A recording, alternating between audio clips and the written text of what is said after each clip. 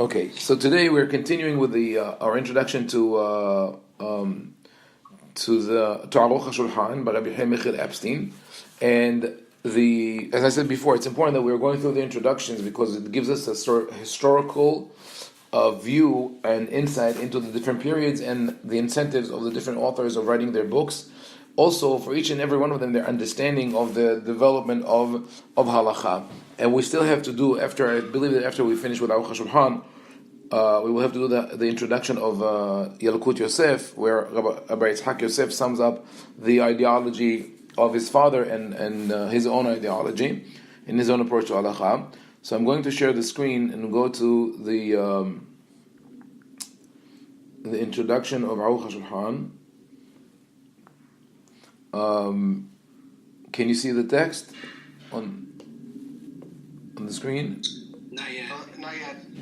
Okay. So to catch up, last time we the first part of the introduction was his statement that a lot of the details of the halachot, many of the details do not appear in the written law, and he gave examples: the time of the holidays, the carrying from the private domain to the public domain, the four species, etc. And he says that all these things are not in the written law; they're in the oral law, and they were given to Moshe Rabbeinu. But the essence of the Torah, and he transmitted it to Yoshua, to the prophets, and that's why Moshe had to spend 40 days and 40 nights on Mount Sinai. Now he comes to the period of the Mishnah and the Talmud. It says, "Vezeu המשנה והתלמוד, דרבנו הקדוש, כשראה גודל הפיזור מעם ישראל לאחר החורבן, אסף כל חכמי ישראל." When Rabbi Yehuda saw the dispersion of the nation after the destruction, he gathered all the sages, all the scholars, והעתיקו כל אחד ואחד המשניות העתיקות שהיה להם בקבלה מרבם ורבם מרבם עד הלכה למשה מסיני. They all, the word העתיקו doesn't mean to copy as it is in modern Hebrew, but rather to write down from memory. So that they put down in writing all the ancient mishnayot that they received b'Kabbalah. They were transmitted orally from their masters, who received them for their masters, all the way back to Moshe Rabbeinu.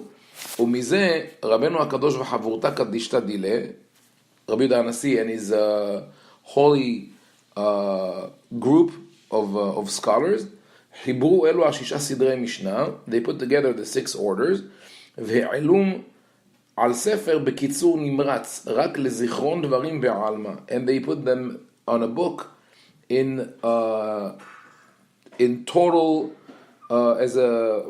with total brevity, בקיצור נמרץ, meaning as brief, as short as possible, only to be used as bullet points to remember the rest of the Torah, the rest of the oral law. And then ואחר כך כל החכמים שבדורות הבאים, and all the sages of the following generations, כל עמלם הייתה להבין דברי המשניות ומה שנתווסף עליו מהתוספתות. Their toil was to understand the Mishnah and to understand the rest of the Toseftot, Baraitot, all the additional commentaries.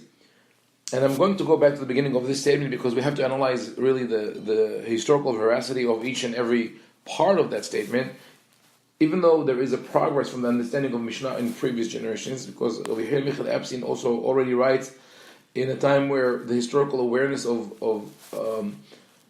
how the Mishnah were written is starting to take place. So he says after the Mishnayot, there were an additional material from the Toseftot and Beraitot, which are 2 terms for the external Mishnayot. Sifra, Sifrei u'Mechilta, those are the Midrashei Halacha. Im ki kulam nirmazim b'Mishnah, although all of these additions are alluded to in the Mishnah, omnam lav kol moha savil da lahavina mitoch kitzurai Mishnayot. Not everyone has the capacity to understand how the additions are drawn. not everyone understands how all this additional material is derived from the brief language of the Mishnah. ולזה, בימי רבינה ורב אשר וכל חכמי ישראל שבימיהם, נגמר זה התלמוד הגדול והקדוש. At the time of Ravina and Rav Asher, who lived in the 5th century, and all the sages of their days, the work on the great and holy Talmud has been accomplished. ומאז אין לנו רשות לא להוסיף ולא לגרוע מהתלמוד, רק להבין דבריו. And since then, we have no permission to add to or to take away from the Talmud, only to understand what the Talmud is saying. So we are only allowed to operate within the realm of the Talmud. We cannot be creative or innovative beyond it. ואלה המה ראשי אלפי ישראל שהיו אחר זמן התלמוד, כל גאוני מזרח ומערב, כל עמלם היה להבין דברי התלמוד. And all the great scholars who lived after the Talmud, the Gaonim of the East and the West, which is Eretz Israel and Bavel and Eretz Israel in that order, all their toil, their work was to understand the Talmud, and now we start talking about the commentaries. So now let's go back and look at the statement phrase by phrase, word by word, and see its accuracy. Now, it says, HaMishnah Talmud. Rabbi Yehuda HaNasi responded to the destruction, which is true, but it's about 150 years after the destruction. He put the Mishnah together in the 3rd century. The destruction was in the year 70, 69, 70. Then about 60 years later, the Mered Bar Kokhba followed in 132 to 135. So Rabbi Yehuda HaNasi writes in about 100 years after the destruction, after the Bar Kokhba revolt, when there's a certain lull in the wars in Israel. He is a good friend of Anthony, the Roman emperor, and it's a relatively quiet, peaceful period. But he decides to embark on that mission of writing the Mishnayot. And writing the Mishnayot for him is a way to put together all the known material. Remember that when we started our introduction to Halakha and to the Torah Shebe'al Peh, I mentioned that the Midrash Halakha came first and then came the Mishnayot. And a lot of people have this notion that Mishnayot came before the Midrash Halakha. And even Rabbi Epstein here speaks about the Midrash Halakha as an additional material to the Mishnah, as if the Midrash Halakha is a work that opens up the hidden mysteries of the Mishnah. But if you look at the process of how one learns the text, it is obvious that the first step was Midrashei Halakha. First, the rabbis analyzed the text and tried to figure out what are the different opinions, and then they wrote the Mishnayot.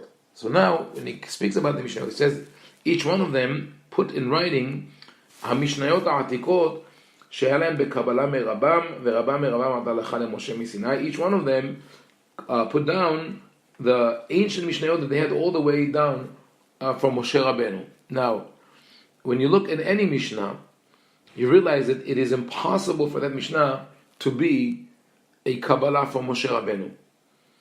Not the text, nor the Halakha. I mean, if you look at the totality of Mishnayot, yes, there will be certain things that you say, I could see how Moshe Rabbeinu did that.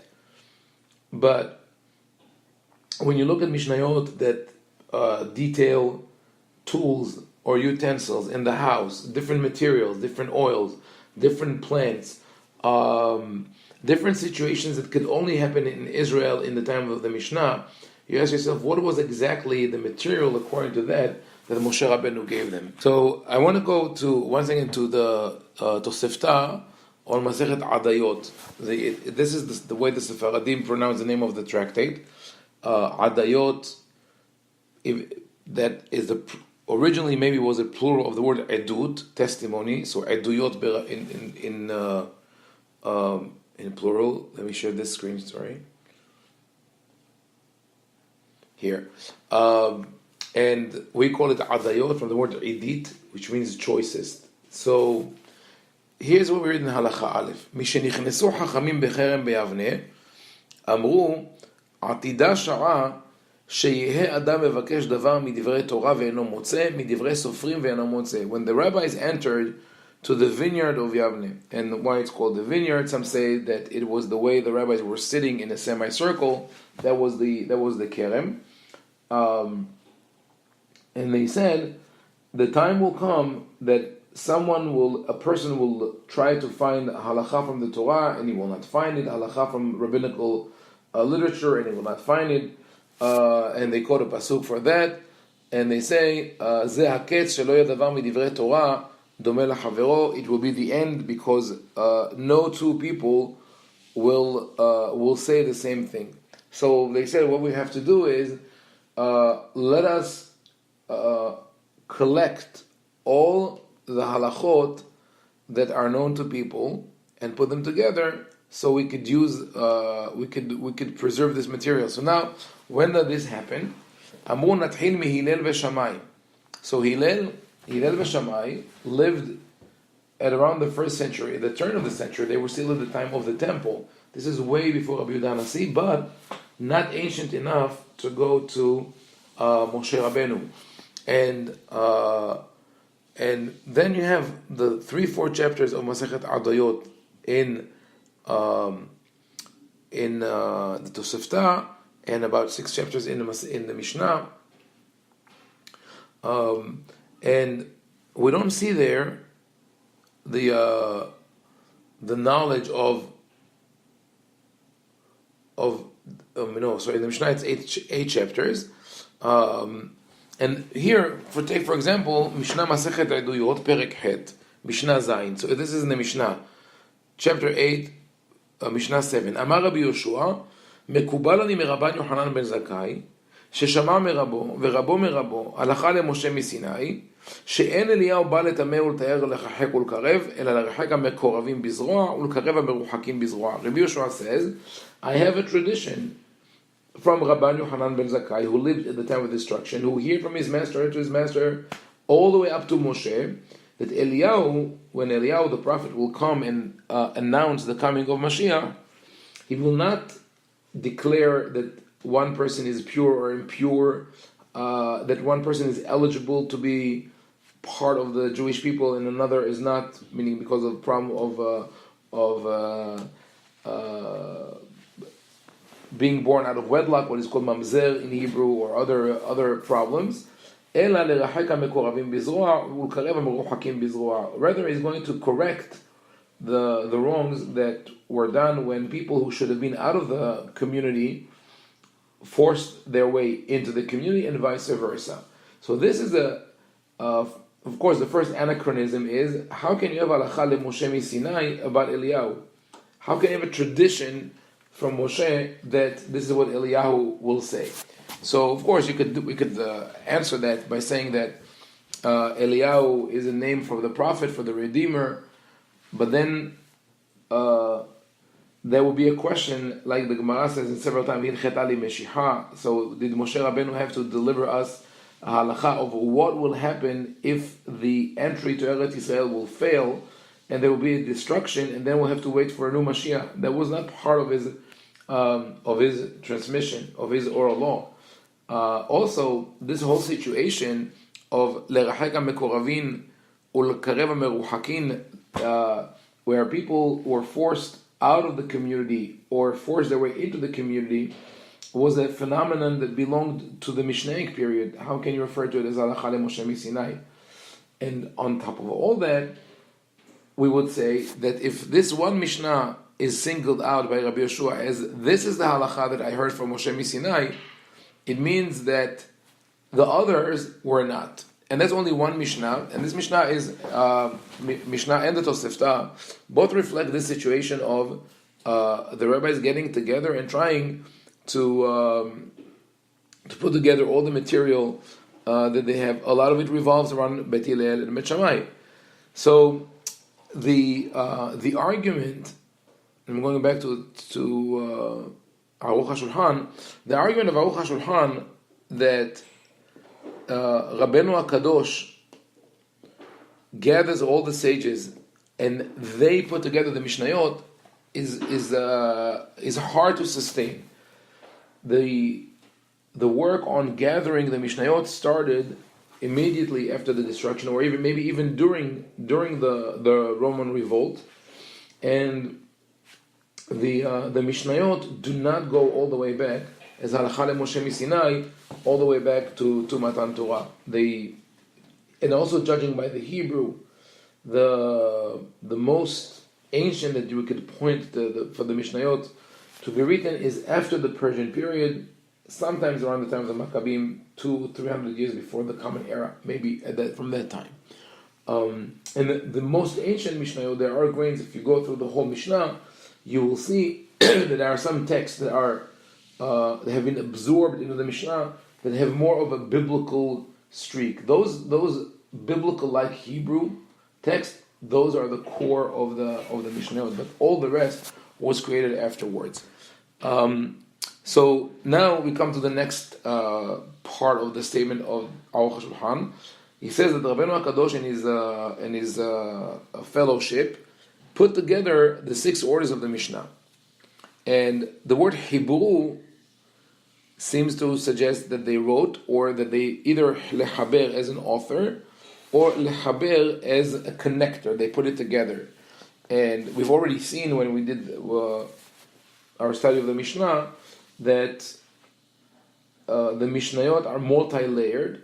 There were layers that were added with time. As they're being recited orally, another layer is added, another layer of commentary, and sometimes a completely different opinion, or even Rabbi Yehuda Nasi contradicts himself, and that is because he did not want to interrupt the sequence of the Mishnayot that people already got used to remember by heart.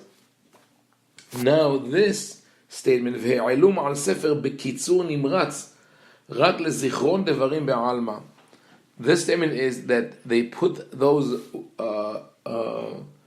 Mishnayot, they wrote it down in a very short and brief manner to serve more as bullet points.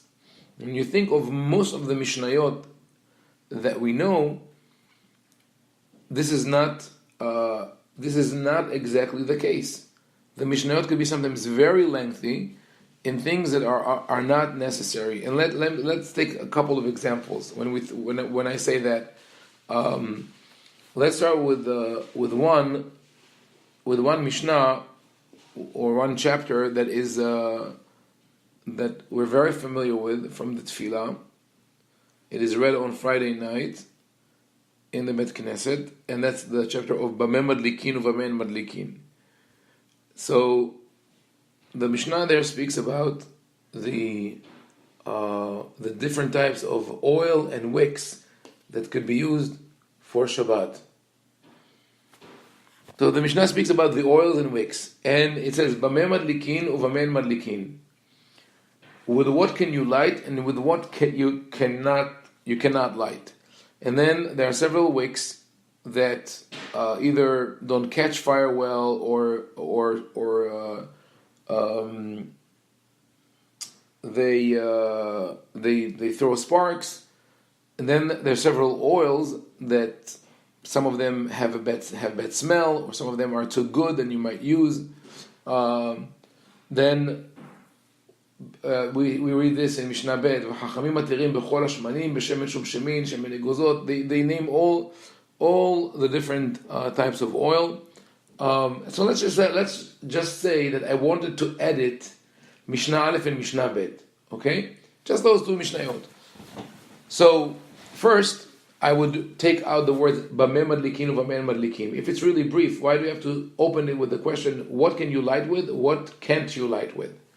Then, instead of listing all the oils and all the wicks, I would just say, one cannot light with a wick that doesn't burn well, or that causes smell, or that throws sparks, or that splatters. I mean, all these things could have been said in Hebrew, En madlikin lo b'tila mesuchsechet, velo sherecha ra, velo hamatila nitzotzot. That's it. They'll have the Mishnah would be gone. When we read Hachaim Atirim b'chol hashemanim, instead of saying that the rabbi is allowed to use all oils, and then specify sesame oil, nut oil, radishes oil, or some kind of bulbs oil, fish oil, etc., you would say, so the whole Mishnah could have been condensed to at least 50% of what it is. And that is something that is evident in each and every Masechet. I'll give you one more example from a different Masechet. Here in Mishnah, Masechet Yevamot. Masechet Yevamot speaks about the Levirate law, and I think it's chapter 14. Yes. So in chapter 14, the Mishnah speaks about a deaf person, that in the time of the Mishnah, deaf was considered deaf, mute, and mentally incapable because they did not understand deafness. And so a deaf person who married a hearing person, a deaf man who married a hearing woman, that creates problems when it comes to divorce, that the effectuation of the marriage is stronger than that of the divorce. There are several complications here. But look at what.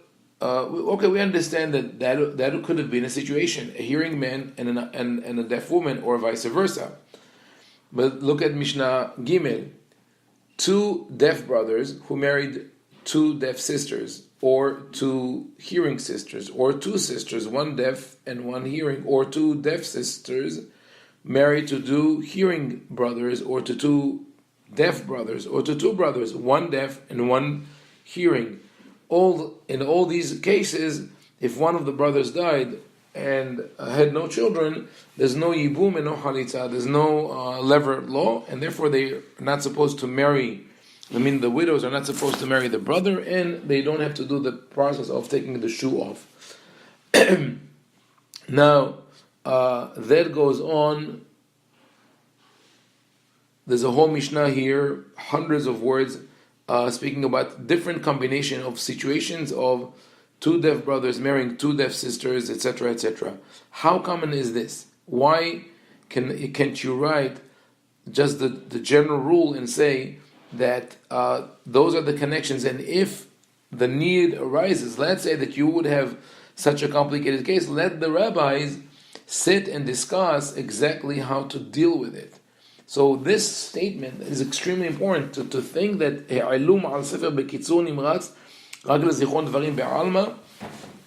this is accurate maybe regarding 30% of the Mishnayot. Meaning after we clean out of the Mishnah all the things that are not necessary, we could say that there are certain places where the Mishnah was written in a brief manner that maybe requires additional analysis. And because of that, the rabbis in the future generations toil to understand the words of the Mishnah, and that is directly related to the previous statement, because of the assumption that all the words of the Mishnah are accounted for, and there's no excessive text, there's no superfluous text. Now you have to explain every additional word. Meaning that we took and that I think was the concern of Rabbi Yehuda Nasi. Remember that we spoke about that Rabbi Yehuda Nasi, when he approached the writing of the Mishnayot, was concerned because of the concept of Dvarim shebe'al peh yata rashay lomram bichtav. You should not write down the oral tradition. Right? What was his concern? His concern was exactly that. Once I write it down, the text becomes canonized and sanctified. And once it's sacred, the next generation will try to understand each and every word. And that will be a problem. And have in mind that even regarding the biblical text, not everybody agrees on that. The idea of no superfluous words or letters or text, etc. I'll just briefly say that between Rabbi Akiva and Rabbi Ishmael, Rabbi Akiva says that every word in the Torah is accounted, is there for a reason, and you have to learn something from it. And Rabbi Ishmael says that you could only the Torah dibra b'lshon bnei adam. The Torah speaks in the vernacular language and not in the legal language. Otherwise, nobody would study the Torah. And he also says that sometimes the Torah will repeat a whole chapter to teach us only one new law, whereas Rabbi Akiva will say, "I will learn something new from each and every pasuk." But even that dispute between Rabbi Yehuda and between Rabbi Akiva and Rabbi Ishmael only applies to the halachic part of the Torah and not to the narrative. So to take that concept and apply it to the Mishnah is a huge leap, but it was done. And people look at the Mishnah and say, so I have to understand why the Mishnah said that. So, for example, we take the Mishnah that I showed you before, Bameh Madlikin, Uvamen Madlikin, and I said that the words Bameh Madlikin, Uvamen Madlikin are not necessary. One might say that, yes, we could have done without them, but yet Rabbi Yehuda Nasi included them, so there's something that we could learn from them. Or when the rabbis say, Chachamim matirin bechol hashemanim, where the rabbi is allowed to use all oils, and then they specify the oils, then the Talmud will ask, why do you say bechol hashemanim? It sounds like an inclusive statement. So what else that does not appear in the Mishnah you want to include? So that is the process that keeps on developing around the Mishnah, and he goes on to say, "V'chen me'atoseftot ve'abaraitot v'sifra v'sifri mechilta." Says these are all things that were added to the Mishnah, and that is the common perception among most of the people in the Orthodox world, that the midrashei halacha and the external mishnayot are additions to the Mishnah. And to clarify here again, first of all, the way the midrashei halacha are mentioned are not in the right order. The right order should be mechilta, sifra, v'sifrei, because mechilta is on Shemot, sifra is on Vayikra, sifrei is on Bamidbar Devarim, and they came before the Toseftot and the Baraitot. Why people think that they came later? It's part of because the way Maimonides and other authors wrote about that. And part because of the names that appear in the Mishnah and in the Midrashei Halacha, and the Talmud says that the authors of Midrashei Halacha are students of Rabbi Akiva. So Rabbi Akiva is one of the last authors of the Mishnah, and his Talmidim are the authors of Midrashei Halacha.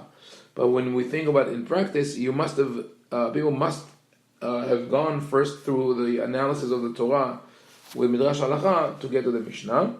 So the Midrash Halacha is actually before the Mishnayot, not adding on them, but rather serving as a basis for them. And the Toseftot and the Beraitot, the external files that did not make it into the Mishnah, are not as, at least that's how I was taught when I was in yeshiva, that Rabbi Yehuda Nasi had in front of him several texts, and he selected this one and he pushed the other one aside. It's more probable that it was not a choice between one Mishnah and another Mishnah, but rather between one school of thought and another. And whenever he had enough material from one school of thought, he took that and not the other. And what happened was that, as a result, the other rabbis of his time, his contemporaries like Rabbi Hiya, Rabbi Oshaya, and Bar Kapara, each one of them put together his own interpretation of what the Mishnah should be, and they were called Tosefta because they were still a full file, and eventually those Toseftot were pushed out because Rabbi Hiya and Rabbi Oshaya and Bar Kapara did not have the prowess and the status of Rabbi Yehuda Nasi, and so he was able to push them aside. But people kept studying them alongside the Mishnayot, and they were also went through massive editing throughout time, because people did not treat them with the same level of reverence that they treated the Mishnah. The Mishnah came from an official and established head of the Jewish community, Rabbi Yehuda Nasi. It has sort of a stamp of approval. You don't edit it. So, but that's, in other words, Rabbi Yehuda's Mishnayot were the PDF file, whereas the Toseftot that were written by Rabbi Hiya and Rabbi Oshaya and Bar Kapara were the editable file that you send to a friend and he could take off stuff and add other material. So throughout time, the original form of the Tosefta has been adulterated. It's hard to tell what exactly is original and what was added later on. Baraitot are those sort of individual units that not always were compiled in a full collection. Now, the assumption, that's another thing that we have to have in mind, that the assumption among commentators and authors of halakha that worked after the period of the Talmud, their assumption was that all the sages of the Mishnah and the Talmud had access to all of the Mishnah and all of the Baraitot and Toseftot. But in recent generations, scholars who worked to analyze that found out that this is not the case. And the two most common examples the two most common categories where you could prove that the rabbis of the Talmud did not have the text of the Baraitot in front of them is when the Talmud has a question which it leaves unanswered. Meanwhile, the answer is in the Baraita, or when the Talmud makes a statement that can be is directly opposed by a text in the Baraita. So that is a proof that the Talmud was not aware of these Baraitot. And Rabbi Epstein goes on to say, "Kulam nirmazim b'Mishnah." All of these Mishnayot, all of these Tosefta, Baraitot, and Midrashei Halacha, all are alluded to in the Mishnah. Omnam lav kol muhasa vilda lahavina mitoch kitzurei Mishnah, but not everyone is capable of understanding the Mishnah, the Tosefta, or the Midrashei Halacha by looking at the Mishnah. So here is, that answers your question, Yosef, about why do people perceive the Mishnayot to be earlier of Midrashei Halacha? Once this erroneous perception sunk in, what you have here now, people are looking at that and saying, wait a second, so how come there's so much material in the Midrash Halacha and the Midrash and the Baraitot, if it all relies on the Mishnah, if it's all a part of the Mishnah and all is connected, how are they mentioned there? Because they assume that all that material should be written in the Mishnah.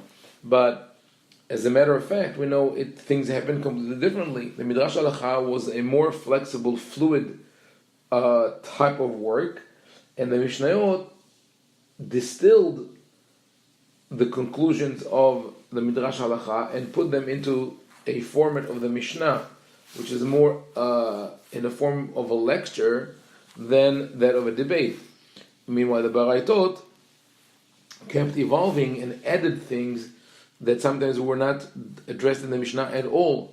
So that attempt to see the Mishnayot, to see the Midrashim and the Toseftot as complementing our knowledge of the Mishnah by exposing that hidden knowledge of the Mishnah, led the scholars to serious struggles with the text, because you have to prove that everything that's written in the Mishnah, in the Baraita and Tosefta and Midrash Halacha is already in the Mishnah. But that is how we understand the Talmud. And as a matter of fact, this is already mentioned in the Talmud. The rabbis of Talmud acknowledge this problem. They say on the pasuk, "Masi'a avanim ya'atzev bam, ve'chotev etzim yisachen bam." One who moves stones from place to place will just toil. Ya'atzev, he will have atzev, sorrow. And one who chops wood for firewood, yisachen bam, and they understand the word sachen from sukhun in Arabic or Aramaic, or shehin, he will be warmed up by them. So they say if you study Mishnayot, it's like carrying stones from one place to another. You work hard, but there's no gain. But if you study Talmud, it's like chopping wood to make fire, and that will warm you up. So already in the time of the Talmud, there's a sort of a negative campaign towards the Mishnayot, not to degrade the Mishnayot, but to denounce the study of Mishnayot. And they made this statement that if you rule Halacha based on the Mishnah, you might be transgressing. So that in itself puts in question the whole work of Rabbi Nasi. If you say that Rabbi Nasi created such a textbook that could be misleading, that is not informative enough, that could lead people to be transgressors, So what he has achieved, what has he achieved with that? It is obvious that was not the intention of Rabbi Yehuda Nasi. His intention was, here's the Mishnah, use it as a book of halacha. When there's a debate, you have several opinions. As long as the Mishnah did not say, v'halacha ke, the law is like that opinion, it seems that Rabbi Yehuda Nasi suggests that you have all opinions available. And he goes on to say, it was at the time of Ravina Rav Ashi that nigmar ze Talmud Hagadol VaKadosh. The work of the great and holy Talmud has been completed. ומאז אין לנו רשות לא להוסיף ולא לגרוע מהתלמוד. רק להבין דבריו, only to understand what is written in the Talmud. So, those three words, nigmar ze Talmud, serious problem, because that statement assumes that the Talmud was nigmar, it had a final editing, and it is still a debate today. Most scholars believe that the Talmud did not have any final editing. There are scholars who believe that the Talmud has a consistent editing, and that every page or every section in the Talmud could be explained based on a certain formula of a structural formula, a three-part formula, or others. Professor Daniel Boyarin shows some of these aspects, and same as Professor Rabbi Josef Aul. Others believe, and that in the world of scholarship, that there was a long period of the Sevoraim, the Stamaim, the unknown authors of the Talmud, so maybe 200 years, where they added a lot of material. They worked as a collective, as a group, and they added material that was anonymous. So they realized probably that to add material in their own name would be complicated, and instead they worked as redactors. They kept adding text and questions, and one who is well versed in Talmud hopefully will go there and see some of the sugyot. You could look at the text and see that by the language and other factors, it was not part of the original Talmud. The main signs of it that gives in the presence of a Sevoraic or Stamaik, meaning text of the Sevoraim or the Sevoraim, is one, the language. When the Gemara, the language of the Gemara switches from Hebrew to Aramaic, then you know that that Aramaic edition is not part of the original statement, because it will go Hebrew, Aramaic, Hebrew, Aramaic, Hebrew, Aramaic. You know that those are insertions of commentary in between. Also, the chronology. When you look, you have to look at the chronology. When the Talmud says something like, let's say, take it from American history, that what George Washington believes is he follows the opinion of Jimmy Carter, right? So this is a statement that you could find in the Talmud. The opinion of that rabbi of the 5th century, of the 3rd century, is like that of the one from the 5th century. So we have to look at the Daf Gemara, at the page, and put all the names and find out where and when did they live. Did they live in the same place? Did they have a chance to be together? Is it a historical briefing or a fictional one? And also pay close attention to the language. So the Talmud was not nigmar. In reality, the Talmud was not nigmar. There was never a final editing to the Talmud. Where did this mistake come from? It comes from a statement in the Talmud that Ravina and Rav Ashi did Mahadura Kama and Mahadura Batra. They have 2 Mahadurot of the Talmud. And the word Mahadura, the way we understand it today, is addition. So we say, so Rav Ashi and Ravina had 2 editions of the Talmud. They finished it. They gave it its final form. Then they kept retouching and reviewing it, and then they produced a second Mahadura, a second edition. But that is not the meaning of the text. The word Mahadura over there is derived from the Aramaic word hadar, which means to repeat, and it means mahzor, cycle. And it means that Rav Inan Rav Ashi taught the whole Talmud in 2 cycles. They had a chance during their lifetime to go twice through the whole Talmud. So it's not an addition, but rather a. So this is a good question. When the Talmud does an analysis on the way the Mishnah was worded, it is not midrash halacha. It is midrash mishnah. It is we call it the Sugyat Gemara, but the Talmud sometimes, in rare cases, gets to a dead end, and the Talmud says meha lekale mishma mina. The Mishnah is worded in such a way that you cannot infer from it further halachot. For example, in Masechet Bava Batra, when they speak about the wall that separates 2 neighbors and who is responsible in case the wall collapsed, the Mishnah says Ad arba amot. It's the obligation of one neighbor.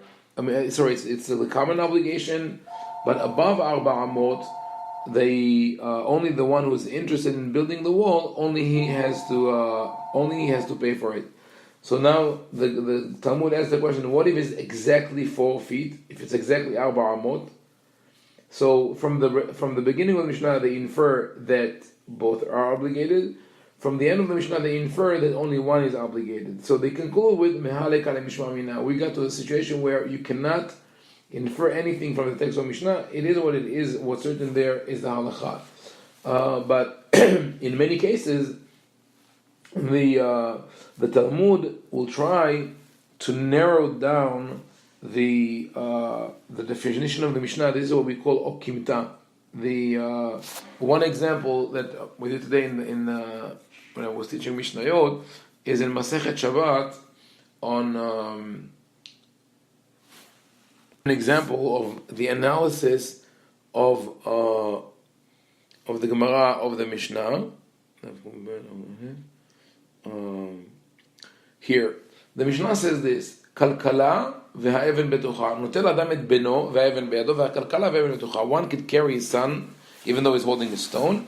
One can carry a basket even though the basket has a stone. Now, look just look at the Mishnayot. What does the Mishnah say? You could carry a basket which has a stone in it. What else is there in the basket? That's it. A stone. As simple as that. Mishnah says that you could carry a basket with a stone. Even though the Mishnah previously in chapter 17 and others said that there are certain things you're not allowed to carry on Shabbat, it seems that the Mishnah tells us here that it's only if you carry it directly, but if the stone is in a basket, you carry the basket, it's okay. Now the Gemara asks, Kalkala ve'avel betocha ve'amai, why is it forbidden? Why is it allowed to carry the kalkala? Teve kalkala basis ledavar asur. The basket becomes a basis for something which is forbidden. Amar Abba bar Hana, Amar rabbi-ovadia, hacha bekalkala mele'al perot askinan. So Rabba bar Hana answers, we are dealing with a basket full of fruits. So that already is a problem, because the Mishnah should have said v'chalkala shel perot v'ha'evel betocha. Should have specified that.